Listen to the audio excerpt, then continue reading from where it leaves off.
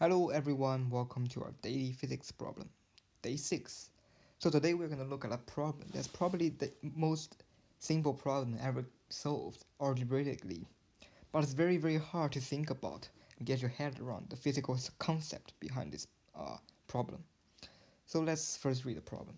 A cube box of mass 10 kg with edge length 5 meters is free to move on a frictionless horizontal surface. Inside is a small block of mass 2 kg, which moves without friction inside the box. At time equal t equals 0, the box is moving at velocity of 5 meters per second, directly toward one of the surface of the box.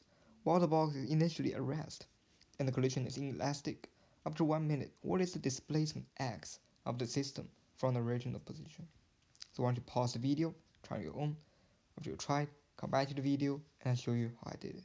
So welcome back. So clearly you see this block is bouncing back and forth in the box all the way to the x position. So how are we gonna solve it? Well, we need to think of how fast is the system is moving. So how are we gonna do that? We need to find the net velocity, the net average velocity of the box, and then we times t, that will be our x, right? We need to find our net velocity for the system, the average net velocity for the system. And then how to do that? Well, velocity we can think of as the momentum divided by mass, right? The total momentum divided by the total mass, p divided by m. So let's solve for the total momentum. We just plus two momentum of the box together. So m1 times v1 plus m2 times v2 is equal to m1 plus m2. And that will be equal to, because m1 just equals 0, let's define the big box as the m1. v1 is 0, so first term 0.